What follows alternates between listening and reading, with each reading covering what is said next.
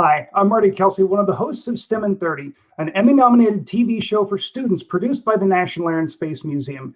Today, we are talking about careers. The museum is celebrating them all month long. The most recent episode of STEM in 30 that came out last week takes a deep dive into careers, and it includes some amazing people, looks at different paths that you can take to your dream job, and has some tips for students. We hope that you check it out. Today, we are talking specifically about careers in aviation. And throughout the show, we want to know where you're watching from. Let us know where you're from down in the comments section. We'll be giving shout outs throughout the show. And if you're with a school, let us know what school and even your teacher's name, and we'll give some shout outs there too.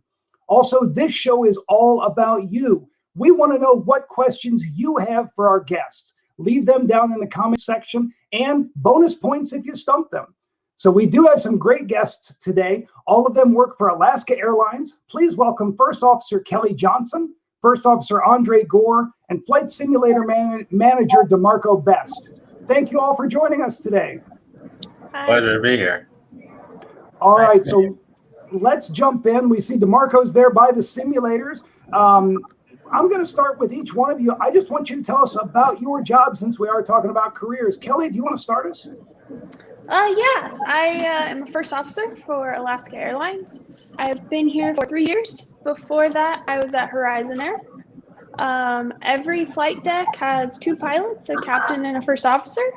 And as first officer, I just assist the captain in flying the airplane and getting the job done. All right. And Andre, tell us about your job. Again, just like Kelly, I'm a first officer as well. We're there we're both pilots. The captain has the final say, but as first officer, we're there to encourage or provide any other feedback that he or she may not have or may not recognize. We pair each flight with a pre-flight, before flight, and monitor the flight throughout, and occasionally we have to work our way around some bad weather and smooth landing into our destination. Awesome. Now, Andre is getting to sit in the boss's office today, which is kind of cool. But DeMarco, you may have the best backdrop that we've got. Tell us about your job.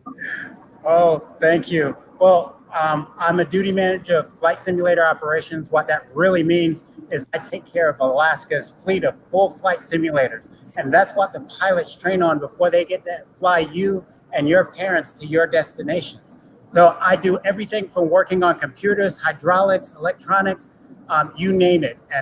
And I do get to fly these things every day. That is awesome. All right, well, we've got folks tuning in from Knoxville, Tennessee, North Carolina, the Ukraine.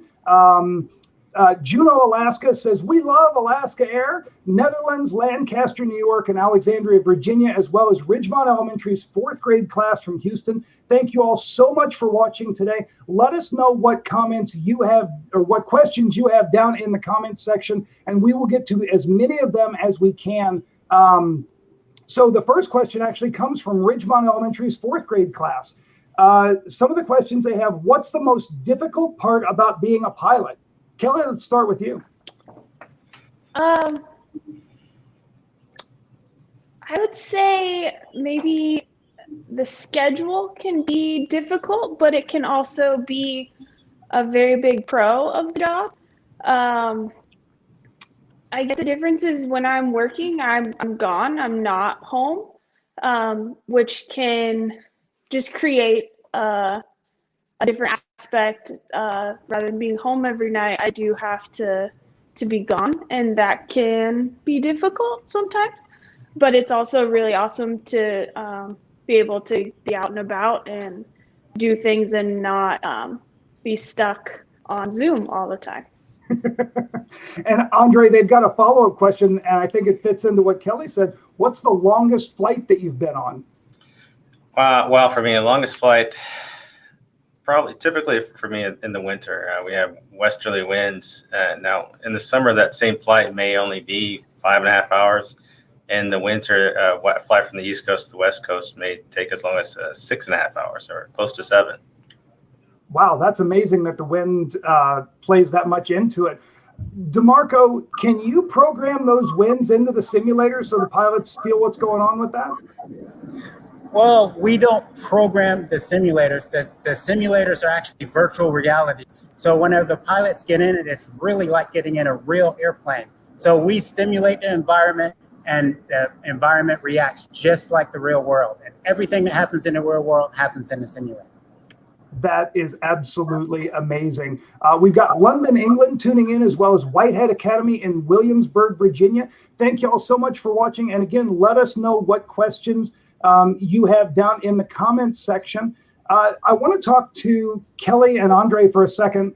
Tell us about the importance of the simulators. One of the things that we've heard that is during the pandemic, there weren't as many flights going on. How important were the simulators to what you all did during the pandemic, but also in normal times?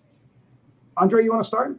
Sure, absolutely. And during the pandemic, some of us aren't flying quite as often. Actually, none of us are flying quite as often. And in that case, if you're required to have so many landings within a certain amount of time, and if you get close to that expiration date, you'll have to go to the simulator just to get a few landings under your belt to make sure you're current for the next 3 months.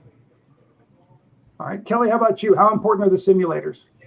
Extremely important. I mean, we get our entire type rating is approved in the simulator. So without even flying the real airplane, we're qualified to fly the 737. We do train in the airplane,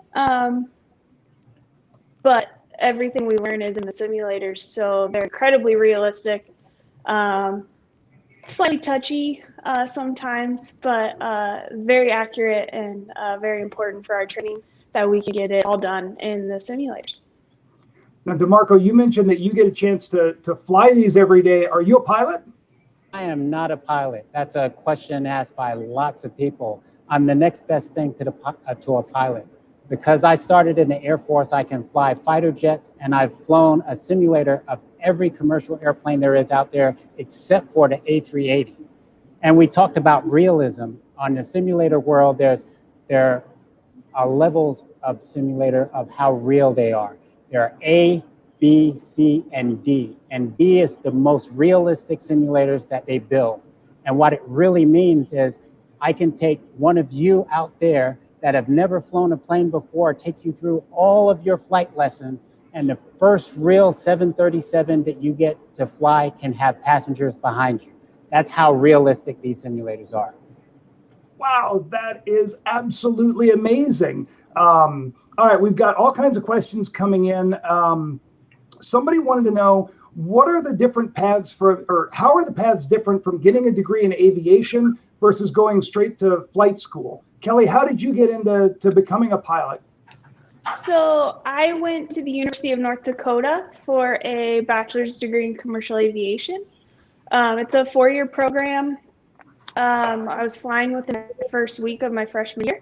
So I chose the 4-year degree path, but of course there's a lot of different ones that I don't know if someone else wants to talk about. Andre, how about you? Again, I chose a degree program as well. For those in Nashville, I attended Middle Tennessee State University, which is a program just south of Nashville, about 30 miles. A quick plug for them. But yeah, a degree in aviation is not required. Just a degree in anything that you may want to get a degree in is fine. You can go that route and then pursue your ratings at a flight school outside of the university. And DeMarco, how did you end up working on simulators? Well, the short version of that story is whenever I got out of high school, I didn't have money to go to college. So I decided to go in the military, and I chose the Air Force. And at that time, whenever you go into the Air Force, they give you a test. It's called an ASVAB, and you may have recruiters reaching out to you now to take that test. But that test tests your ability to learn different subjects. And I had an aptitude for electronics. And whenever I got in the Air Force, I had 5 choices, and I went to a program kind of like Alaska Airlines Aviation Day, where we bring a lot of students in and they walk around and they tour the hangar simulators and our operations. I did that at Kennedy Airport in New York. And I remember that the simulator was fun. I didn't remember anything else about it, but it was fun. And that started my career. Awesome. Now, we're talking about pilots, we're talking about simulators. Can you all talk about the other people that we don't see when we go get on a commercial flight and how important the people that aren't the pilots are to the success of that flight? Kelly, I saw a big smile. You want to start that? Yeah. So we have our mechanics that help us. So when I get to the airplane, I get in the flight deck and I check to make sure everything's working properly. I walk outside the airplane to make sure there's pressure in the tires, there's no leaking fluids, and if there is, or if I notice that maybe the airplane had hit a bird, I call the mechanics. So the mechanics are very important for us, and we work together a lot with the mechanics, and then all of the rampers load all the bags and send the numbers to our weight and balance team. So we have central load planning. That's a big part of getting a flight out. Our customer service agents take care of all the passengers and the people. We have airplane fuelers that come out, and then air traffic controllers as well that help us get a flight out safely. Andre, how about you? Did you miss anybody? Well, I mean, an airline is a major company, just like any other company. So we have positions from our CEOs to vice presidents to marketing, network planning. We have all sorts of in-house people. There are reservations agents that you may all call and talk to. Hopefully, you're very nice to them. And as Kelly says, we have our dispatchers and our whole network operations team that's there to support us and ask questions when something, or to answer questions for us when something doesn't look right or we are not sure about a flight plan. It feels very much like if you've got an interest in something, there is a job for you in the aviation industry. DeMarco, I want to follow that up with you. It's not just you running these simulators. How many people does it take to actually make the simulators work and stay active for the pilots? Well, as you said, it is a team, and there's a lot of people from the engineers that work on the airplanes to instructors that build curriculums for the pilots to study. We, as myself and my team, there's 18 of us that takes care of 9 devices. So we have 5 full flight sims and 2 lower level devices that don't move around, but they train different systems. So it's just a whole team. That's amazing. We've got another question that's come in that wants to know, what's your typical day like? Andre, what's your day like? Well, my day can start pretty early, depending on how early I start my trip. But we start with an early morning commute to the airport, going down to make sure I check my mail, make sure I check all my mailboxes. There's nothing new or nothing interesting that I need to be aware of. Then I'd go out and pull up the flight plan, go out to the aircraft, pre-flight the aircraft. And that involves loading the flight plan, checking the weather. As Kelly said, we'll walk around the aircraft and make sure nothing is wrong, everything is where it's supposed to be, and nothing more, nothing extra. Talk with our captains and the flight attendants, make sure everything is and everyone is healthy and happy. And we get on our way once we have all our passengers, our smiling passengers on board, and get you to your destination safely. Awesome. We've got the air capital of the world, Wichita, Kansas, tuning in. Thank you all for watching. And if you want to shout out, put it in the comments section. We'll get to as many of those as we can. Also, let us know what questions you have. Kelly, what's your normal day like? Is it very similar to Andre's, or do you have any pre-flight routines that you go through? So I live in Southern Oregon and I work in Seattle. So part of my commute is actually driving to the airport here and flying to Seattle before I actually operate an airplane. So it would be about an 8-hour drive. And so we definitely don't do that, but it's about a 1-hour flight. I try to go to Hawaii as much as I can. So I do have one little Hawaiian flower that I have to add to my uniform when I go to Hawaii. Nice. And DeMarco, what's an average day working on the simulators like? An average day working on a simulator depends on what time of day I'm working. we run our simulator operations 24 hours a day. So during the daytime and afternoons when pilots are training, I'm like a fireman. If they have a problem in a simulator, I have to come in and fix that problem. And that problem could be a hardware problem, or it could be a system that doesn't work the way it's supposed to, or it could be a malfunction that the instructor put in that he didn't take out properly, and I have to come and reset it. Whenever I work night times, that's whenever I really get to work. So I work from midnight to 7 in the morning. So if you're not a late owl, this is not quite the job for you, because that's whenever our heavy work is done. That's whenever I do a lot of my programming and a lot of my actual work on the simulator itself, replacing parts and repairing anything that's broken, or updating something that has changed on the aircraft. Because it is a level D simulator, like I said, the most realistic simulators that they are, we have 90 days from whenever they change something in the airplane to when we put it in a simulator. Wow, does that even mean like if a new instrument is implemented in the aircraft, then you've got 90 days to make sure that it's in the simulator? That is absolutely correct. Because at Alaska Airlines, safety is first, we tend to put systems in our simulator to test them out and train our pilots before they get into our fleet. So in our case, our simulators are usually more advanced than our fleet of airplanes out on the line. So when these two go out to meet their airplane, they've already trained that new system that they have. That's awesome. Now, I've heard all of you talk about safety today. Andre, I want to start with you. Tell us what that pre-flight walk-around looks like. When you get to the aircraft, what does that look like? When we do that pre-flight walk-around, we're looking for anything obvious, and certain things that aren't obvious. It's just a general look at the aircraft condition. Make sure there are no dents, and as Kelly alluded to earlier, nothing leaking from the aircraft that shouldn't be.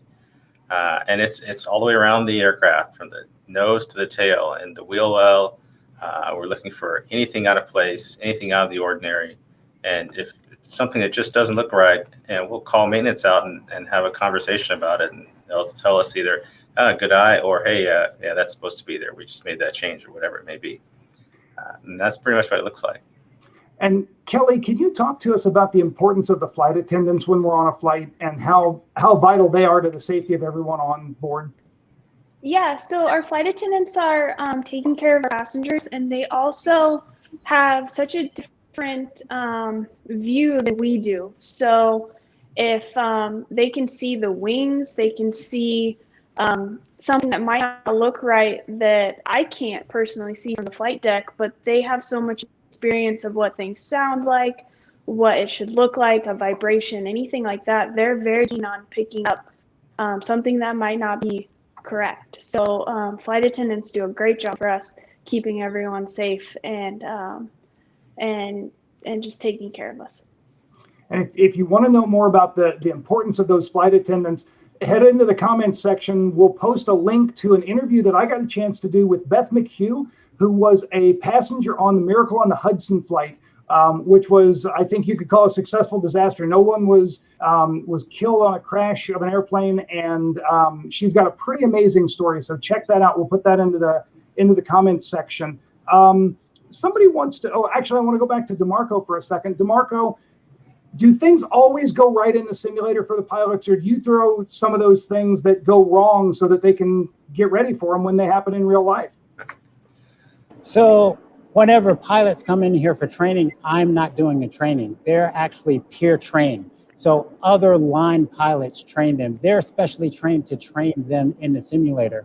But what we do is, it is the worst airplane that they've ever had. They come in once a year to make sure that they know all of their emergency procedures. So it may be a good time for me to see the pilots come in, so Kelly and Andre, but they hate coming in here because it is the worst airplane they had. They get to practice all of those emergency procedures that they don't get to practice in real life, because we have such an extraordinary maintenance team making sure our airplanes don't break down in real life. And there is a stat that a new pilot today, because of the maintenance of airplanes, commercial airplanes, that they'll never have an actual engine failure. They may shut it down because of poor indications, but but not an actual engine failure. So that's how safe these aircraft are, and that's all commercial aviation. Andre, I saw you smile when I asked that question. What's that like to get in that simulator? Well, it's a day we don't look forward to, but it's a necessary evil. We have as DeMarco said, we have a team of instructors, pilot instructors, examiners that put us through the ringer, and we work on real world events. If there was an event that happened in the last year or where it may have been, we're training for it. We're trained on what to expect when we see it and how to deal with it, as well as the usual failures that they throw at us. And Kelly, somebody wants to know, how many hours do you spend in a simulator? So initial training, I think there's 12 simulator lessons, and each lesson is about 4 hours.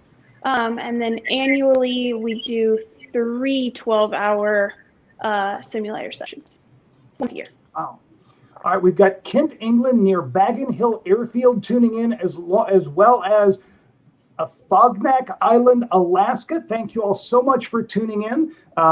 We appreciate it. Let us know where you're watching from, and let us know what questions you have for our guests down in the comments section. And if you're liking this video, hit that share button so that other people can come in and join us as well. Andre, I've got a question for you. What happens if you identify a discrepancy during pre-flight?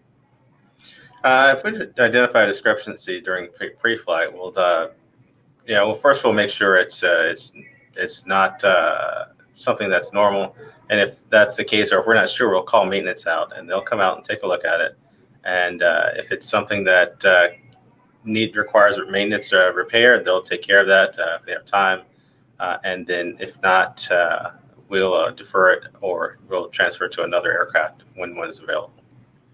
All right. And this is a question that's come in that I think all of you can take a crack at. What's next in aviation? Are there going to be self-flying planes? What do you think's coming next? DeMarco, let's start with you. Well, what's coming next? I don't think we're going to be getting rid of our pilots anytime soon. We as passengers, because I'm a passenger just like all of you, feel more comfortable having people up front flying that airplane than the remote control. The technology has existed for a very long time, but we like to have people in control of that airplane. So as far as what's next, probably just quicker airplanes to get you to your destination a lot faster than what we have today. Kelly, how about you? Yeah, just advancements in technology, faster, higher, maybe more futuristic flight decks. But hopefully for selfish reasons, we don't get rid of pilots, at least in the next 37 years. Andre, Andre, how about you? Absolutely, I agree. I enjoy what I do too much. For futuristic advancements, I'd say the next thing would probably be Star Tours. I like it. I am ready. As a matter of fact, the museum just announced last week that we will have an X-Wing on display once the museum renovations are done, and it is currently in our restoration hangar out at the Stephen F. Udvar Hazy Center. I've seen pictures. I'm going by the museum tomorrow. I can't wait to actually see it in person. Andre or DeMarco, we've got a question here, and maybe all of you can answer this, but once you're trained up on a certain type of aircraft, how much more training is it to fly a different kind of aircraft? So there's two types of flying. There's the type of flying that Kelly and Andre do. There's type flying. So they fly one commercial aircraft at a time. So if Alaska Airlines had a different type of airplane, they would only fly the 737. And if they wanted to fly the other airplane, they'd have to be retrained. And then there's flying that I do. I know how to fly and I know how to duplicate what they do, but I'm not type rated in that. So I'm not thinking about the ground or all of the safety aspects. I'm just looking at how the systems are working and are they working correctly. So for me, flying an airplane, the only difference between airplanes are if they're jets or if they're pistons. Jets and pistons fly differently.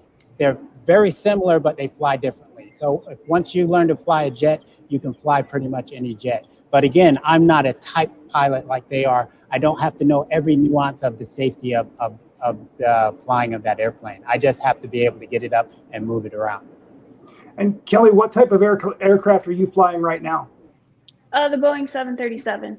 And Alaska has 700, 800, 900, and we do have a few 9 MAX airplanes, but it's all the 737. Andre, how about you?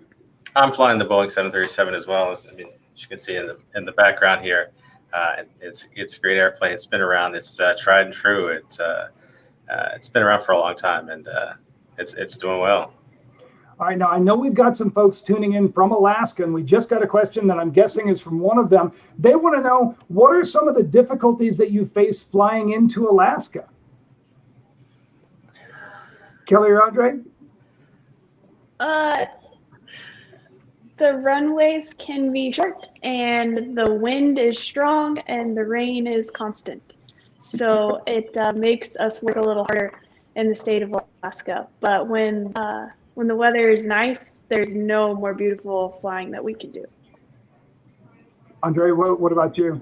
Oh, I agree. I mean, the weather changes, 20 minutes. I mean, you can fly to a destination, you can't get in, you have to bypass it, and then the next aircraft gets in and come in with beautiful weather, and no problems getting in at all.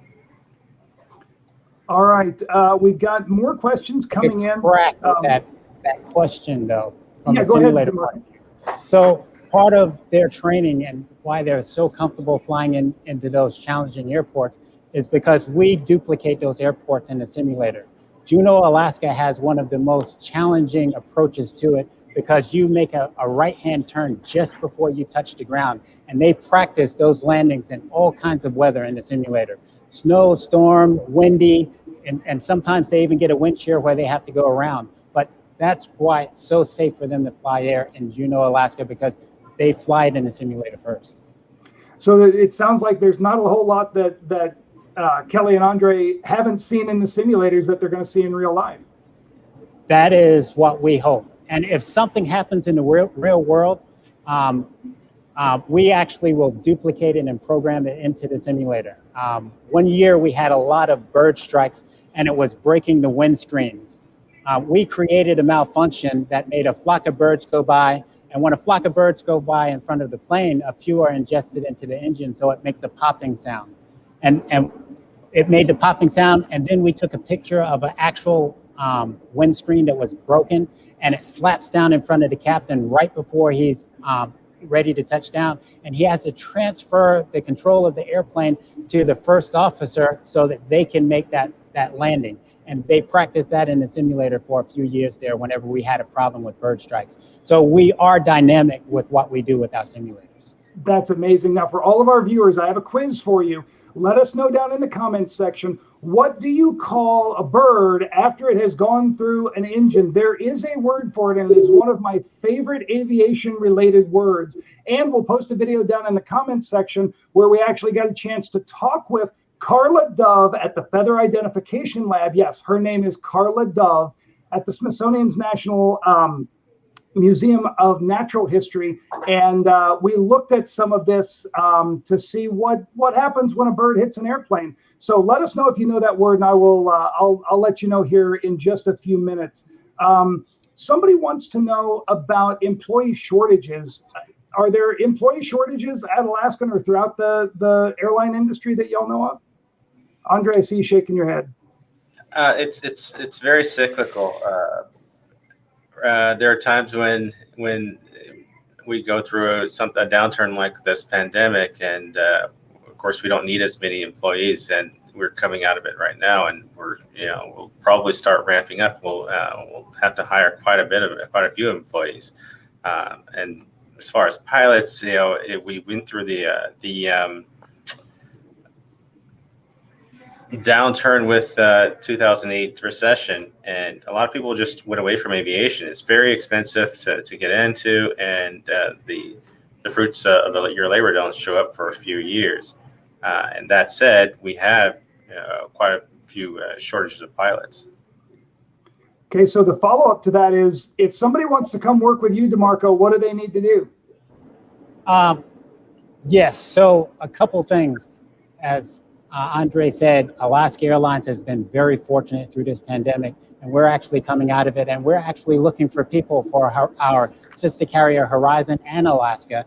And for me and my job, we have a major shortage in the industry, and this is a worldwide shortage of flight simulator technician engineers. The military used to be the only place that trained and had a course for simulator maintenance. Now there is none. So what we have to do is take people with a 2-year degree in electronic engineering or computer science, and they can come in as a technician, or they can have a 4-year degree in electronic engineering or computer science, and we can bring them as engineers. And then we take the next 5 years of on-the-job training to train them up on how to work on flight simulators. Wow. Kelly, how does somebody come be a pilot at Alaska? There's several ways, but so you gotta go to college, preferably. You don't really have to go to college, but I think you should go to college. And then you need hours. So to become a pilot, to be paid to be a pilot, you need a lot of flight time. So I did that by being a flight instructor. So I taught students at the University of North Dakota that were undergraduate students. We also had contracts with Air China and EVA Air. And so I taught their pilots how to fly for about 2 years. I got 1,000 hours of instruction time. And then you can go to a small airline or maybe a small cargo carrier. So I went to Horizon Air, which is owned by Alaska Airlines. And I flew there for 4.5 years and then got to Alaska. So you can't just go from college straight to Alaska Airlines or a big airline. There's some stepping stones along the way, but all of them are fun. So it was good. And Andre, what would you say to a student that wants to follow in your footsteps? Well, at first, I'd say make sure you really know what you're really getting into. Do your research, do your homework, have a good support group. It's a long road. It's not easy. Some people start and just find it too discouraging and then step back. But don't give up. And certainly do your research. I mean, sometimes you get here and you find, wow, this isn't really what I thought it was. But if you know that ahead of time, you're already prepared for what's ahead of you.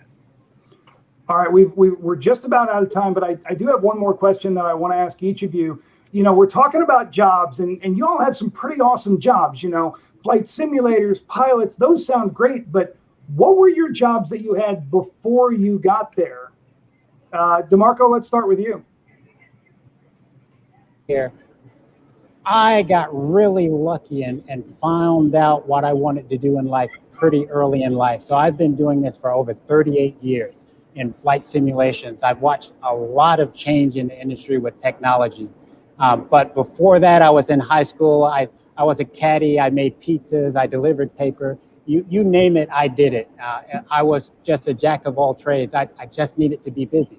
And that is part of my job, is I'm always learning, because simulators last for 20, 25 years, and we have to take care of that technology. So I'm always learning what is the new technology and how can I replace some of the older technology with the newer technology. It's not as easy as taking something off the shelf and plugging it in.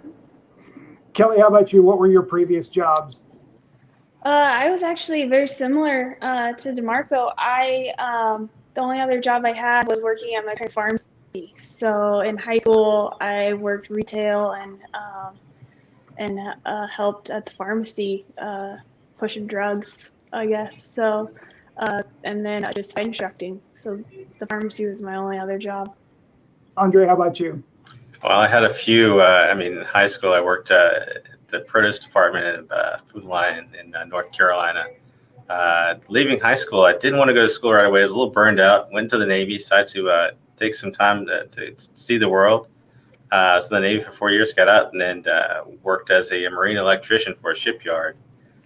From there, I went to work for a cable company as a installer, technician, and then a maintenance tech. And and decided, this aviation pathway is taking me too long. So I transferred to Middle Tennessee State University and completed my degree. Awesome. Now, I may have y'all beat on the weird jobs because when I was in high school, I worked on an elk farm for a while, and then I became a teacher and then came to the National Air and Space Museum. Well, thank you all so much for joining us today. This has been a fun conversation. We really appreciate it, and we encourage all of our viewers to check out those different jobs. And my producer just reminded me, snarge is the word that we were looking for. That's the remains of a bird after it collides with an airplane. And it is it's an interesting job when that's what you look at for a living, is snarge, to identify the types of birds that hit airplanes. So there's your little knowledge nugget for the day. But Kelly, Andre, DeMarco, thank you all so much for joining us. This has been a fun conversation. If you missed part of today's show, or you'd like to check out some of our other shows, you can head over to the STEM in 30 Facebook page or the National Air and Space Museum's YouTube channel to catch the archive. Give those videos a like and a share so other people can learn about these programs. Today, we talked about careers in the aviation industry, but if you want to learn even more about careers, check out the newest episode of STEM in 30.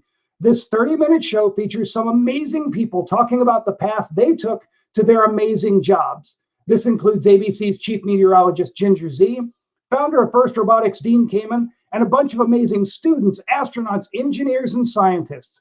It's available right now on the STEM in 30 socials or the Air and Space YouTube channel. On May 27th, we'll be diving back into careers again. This time we'll focus on museum careers, especially those involved with the display of Freedom 7, Alan Shepard's capsule that was launched 60 years ago this month. Learn about what it takes to put something on display. And as a reminder, the Stephen F. Udvar-Hazy Center is now open, and you can go out to see Freedom 7 on display. Check out the website for information on how to get free timed tickets. We also have 2 professional development-focused live chats coming up. On May 20th, we'll be talking about the intersection of art and science with some amazing teachers. And on June 2nd, we will be having an evening conversation with the author of The Martian, Andy Weir. He'll be talking about his new book, Project Hail Mary, and a group of teachers will have a discussion with him about writing science fiction. And finally, if you enjoyed this program, be sure to give STEM in 30 a follow on Facebook and Twitter. And if you have suggestions, feedback, or ideas, we would love to hear them. Kick us an email to stem30@si.edu. Thanks for watching. See you next time.